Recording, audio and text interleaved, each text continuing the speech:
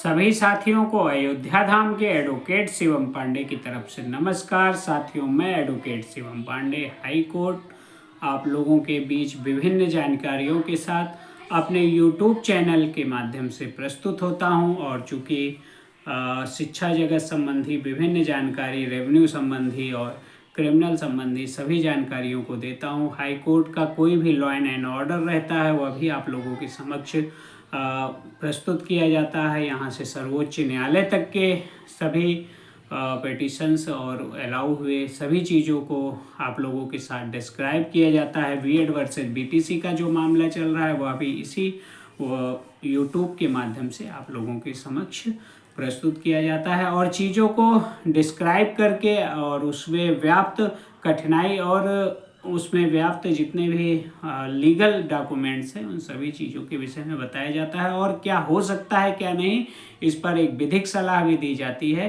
तो मेरा आप लोगों से निवेदन है कि आप लोग मेरे इस YouTube चैनल को ज़्यादा से ज़्यादा शेयर करके सब्सक्राइब कर लें, क्योंकि आने वाले समय में मैं पूरी CRPC और CPC जो कि CRPC क्या है वो चेंज हुई है, तो आर्टिकल्स प्राप्त करने में बहुत कठिनाइयाँ हो रही हैं। तो धीरे धीरे मैं वीडियो के माध्यम से, शॉर्ट्स के माध्यम से आप लोगों को पूरी जानकारी देता रहूँगा, जिससे नई CRPC जो चेंज हुई है उसमें आप लोगों को कहीं भी कोई प्रॉब्लम ना हो और केस की मेंटेबिलिटी सभी वकीलों के लिए भी बनी रहे और उनके क्लाइंट्स के लिए भी बनी रहे। मेरे द्वारा निःशुल्क मेरे इस चैनल पे जानकारी भी आप लोगों को दी जाती है। साथ ही साथ मैंने अपना मोबाइल नंबर भी शेयर कर रखा है, उससे भी आप जानकारी प्राप्त कर सकते हैं। बीएड बीटीसी संबंधी जो भी जानकारी है मैं आप लोगों को बराबर देता रहता हूं, लेकिन आप लोग चीज़ों को सही से ना समझ के और जो भ्रमित करने वाले तथ्य हैं उन पर ज़्यादा फोकस करते हैं। तो साथियों, मैं आपको बता देना चाहता हूं कि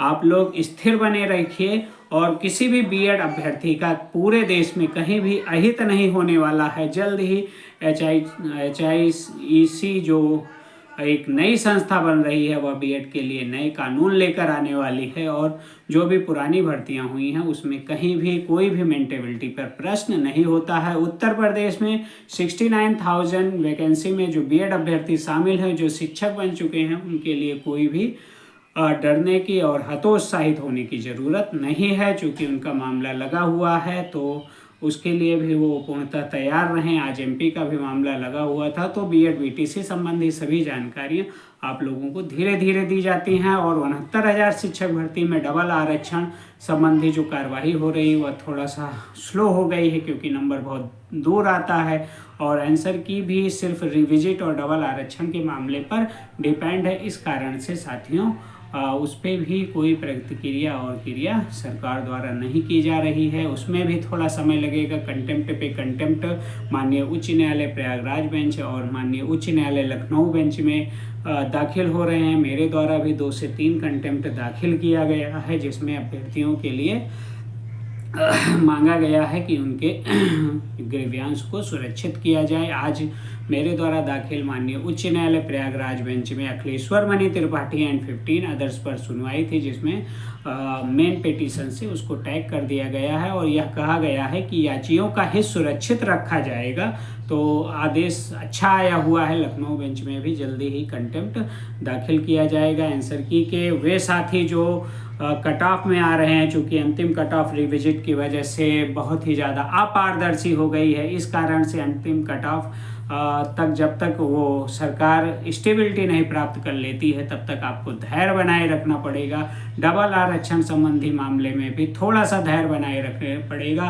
और 69,000 वैकेंसी में जो 69,000 का सबसे पॉपुलर मामला है और 101% जिसका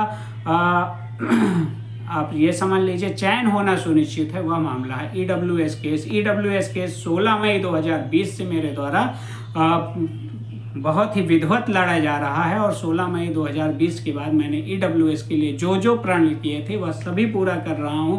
यहां तक मैं सर्वोच्च न्यायालय तक डायरेक्शन भी गया था और अर्लियर सुनवाई का वहां आदेश भी हुआ है। तो वह आदेश भी पिछली सुनवाई को चूँकि 22 तारीख को लगा हुआ था, वकीलों की हड़ताल थी, उसके बावजूद भी मुंशी के माध्यम से कोर्ट मास्टर को उपस्थित करवा दिया गया है और अगली डेट अगले वीक में लगने वाली है। अगले सप्ताह में EWS का केस फिर लगने वाला है और लगने के बाद हम उस पर जल्द सुनवाई के लिए जो भी अगला प्रोसीजर है उसको अपनाते हुए डेट और टाइम दोनों फिक्स कराने की कोशिश करेंगे। आप विश्वास मानिए 2 से 3 महीने के अंदर हम EWS केस को बहुत ही अच्छे ढंग से जो लड़ रहे हैं अच्छे ढंग से अच्छा आदेश प्राप्त करेंगे, आप लोगों के सामने एक नज़ीर प्रस्तुत करेंगे। तब तक आप लोग थोड़ा सा धैर्य बनाए रखें और 69,000 शिक्षक भर्ती में शामिल सभी चयनित और चयनित साथियों से विशेष निवेदन है कि वह वीडियो को फिर से देख लें और पुराने वीडियो को भी देख लें जो BED BTC के प्रति लोगों ने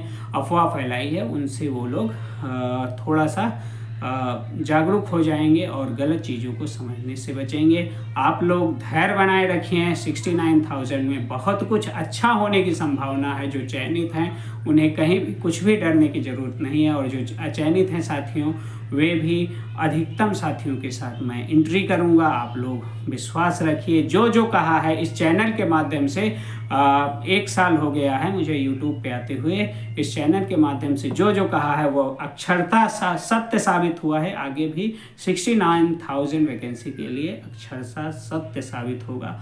आप लोग सिर्फ विश्वास के साथ एक साथ बने रहिए, एक मुस्त रहिए और मीडिएशन के माध्यम से जो पैरवी हो रही है उसका भी मैं स्वागत करता हूं, लेकिन वह भी खिचड़ी बहुत लंबी है। फिलहाल मैं उसमें विधिक राय सभी साथियों को दूंगा।